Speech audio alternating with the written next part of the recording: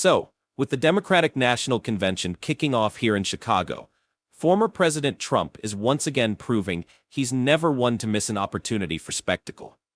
Instead of letting the convention's buzz dominate, he's hitting key battleground states like Pennsylvania, where he's targeting Kamala Harris's economic plans with his usual flair. What really gets under my skin, though, is his preoccupation with appearances. Over the weekend, Trump not only tore into Harris's policies, but also took a bizarre detour to discuss who's better looking. Can you believe it? He actually told his supporters he's better looking than Harris. It's hard to ignore how this diversion seems to reveal more about his own insecurities than about Harris's qualifications. Kamala Harris is an economy wrecker and a country destroyer. Our country will be destroyed if she gets in. Trump also taking a shot at Vice President Kamala Harris's running mate, Minnesota Governor Tim Walz, who has called the Republican ticket just plain weird. He said, we're weird. That JD and I are weird. I think we're extremely normal people. We're like you, exactly like. He's weird. Did you ever see him go on the stage and go like crazy? It's like between his movement and her laugh, there's a lot of craziness. I'd say a step further than weird. Weird is a nice... Tonight, as the Democratic National Convention gets underway in Chicago, former President Trump is making headlines with his counter-argument efforts across key battleground states. His strategy is clear. While Democrats focus on presenting their vision for the future, Trump wants to disrupt their narrative by attacking Kamala Harris and her economic plans. The approach, while expected from Trump, highlights a troubling trend in his campaign speeches. At a Pennsylvania manufacturing plant, Trump called Harris an economic saboteur and a destroyer of the country, a dramatic assertion designed to undermine her credibility and stoke fear among his supporters. Trump sought to draw a sharp contrast between himself and the Democrats, positioning himself as the savior of the economy and the nation by framing Harris in such extreme terms. What is particularly disheartening, however, is Trump's obsession with personal attacks rather than substantive debate. His mocking comments about Harris's running mate, Minnesota Governor Tim Walz, are a prime example. Walz called the Republican vote strange, and Trump's response was to escalate the personal attacks, describing Walz and Harris as exhibiting craziness that goes beyond mere strangeness.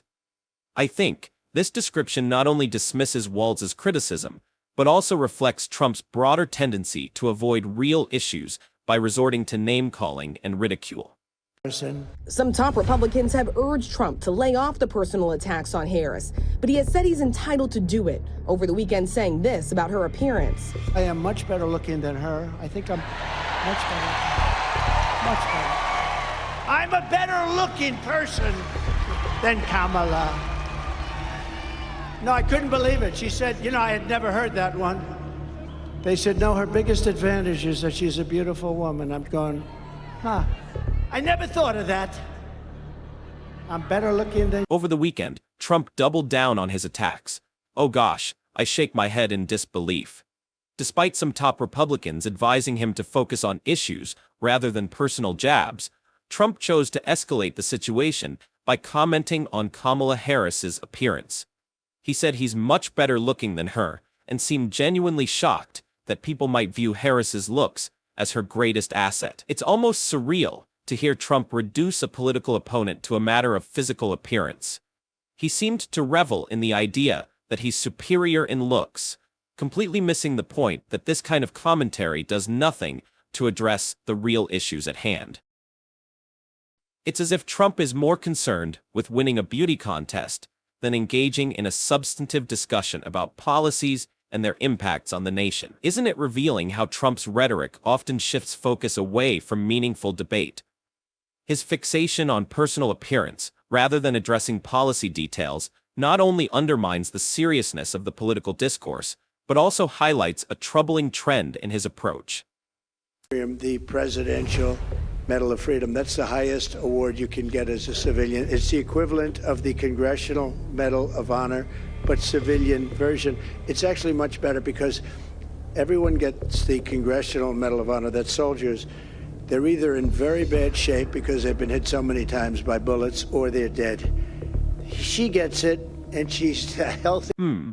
Trump is once again under fire for his comments about the nation's highest civilian honor. In a disturbing statement, he compared the Presidential Medal of Freedom to the Medal of Honor, implying that the Medal of Freedom is more prestigious because it is awarded to living, healthy individuals, unlike the Medal of Honor, which he implied is only awarded to those who are gravely injured or dead. His comments came while speaking to Republican megadonor Miriam Addison, to whom he awarded the Medal of Freedom during his presidency. What do you think of Trump's comparison? I'm disappointed. He's demeaning the Medal of Honor, the ultimate symbol of valor and sacrifice among our military heroes, and it's insulting. It seems that Trump is belittling the tremendous courage and sacrifice of those who have won this prestigious award by implying that it is less valuable than a civilian honor. I only heard, when I say better, I would rather in a certain way get it, because people that get the Congressional Medal of Honor, which I've given to many, are often horribly wounded or dead. They're often dead. They get it posthumously. And when you get the Congressional Medal of Honor, I always consider that to be the ultimate, but it is a painful... The backlash against Trump's comments about the Presidential Medal of Freedom and the Medal of Honor has been swift and intense. The head of Veterans of Foreign Wars rightly condemned his remarks as not just asinine, but deeply disrespectful. I see, Trump's attempt to clarify his comments only seemed to dig the hole deeper. He suggested that he sees the Medal of Honor as the ultimate award, but admits it's associated with horribly wounded or dead recipients. It's an uncomfortable attempt to justify his earlier remarks, which only highlights his apparent disconnect from the profound significance of these honors. It's deeply unsettling to see Trump trivialize the sacrifices made by our nation's heroes. His remarks not only undermine the gravity of the Medal of Honor, but also reflect a troubling lack of understanding or empathy for the individuals who have risked everything in service of their country. Tonight, we do have news on another front. Top U.S. intelligence officials have concluded that Iran attempted to hack into the presidential campaigns from both parties, all in an effort to try to influence and interfere in the upcoming November election. It's unclear what or if any information was obtained, but tonight, those U.S. intelligence officials making it clear they will not tolerate foreign interference in our elections. Tonight, we face another serious issue. Senior U.S. intelligence officials have revealed that Iran attempted to hack into the presidential campaigns of both parties. This intrusion was intended to influence and interfere with the upcoming November election. While the extent of the breach and the information that may have been gleaned remain unclear, the message from intelligence officials is clear. They will not tolerate any form of foreign interference in our elections. This development is deeply troubling on many levels. It raises significant concerns about the integrity of our electoral process and the extent to which foreign entities will go to influence political outcomes. What is even more troubling is how this news intersects with Trump's recent antics. Amid the ongoing personal attacks and attempts to distract from the real issues, one cannot help but wonder, what does this revelation about foreign interference shed light on his administration's handling of security issues? Given Trump's history of controversial statements and actions regarding foreign interference, it is fair to question how seriously he took such threats while in office. As we grapple with this latest revelation, it is important to reflect on the broader implications for our democracy and whether past leaders, or lack thereof, have adequately addressed the risks posed by foreign actors. Now a slight edge in the national polling, a 4-point lead, 49 to 45 in the latest national polling among registered voters, advantage Kamala Harris. And in the battleground states, you're seeing a similar shift. This is where the race looked the day that Joe Biden dropped out of the race less than a month ago. You can see a Trump edge in all 7 of the major battleground states. Fast forward just 4 weeks, and you see the shift toward blue in all of those states, and now a Kamala Harris edge in 5 out of those 7, including the 3 big Midwestern states that are very close to where we are right now. And as the Democratic National Convention begins, the presidential race is taking on a new dimension. The latest ABC News Washington Post Ipsos poll shows a notable shift. Kamala Harris now holds a small 4-point advantage nationally over Trump. That's a significant change from just a few weeks ago when Trump was leading in all the key battleground states. What I find particularly significant is the shift in these battleground states. Just a month ago, after Joe Biden exited, Trump had a clear advantage. But now, Harris has gained the advantage in 5 of 7 key states, including 3 big ones in the Midwest. The shift in dynamics is clear and could be a game changer as the convention approaches.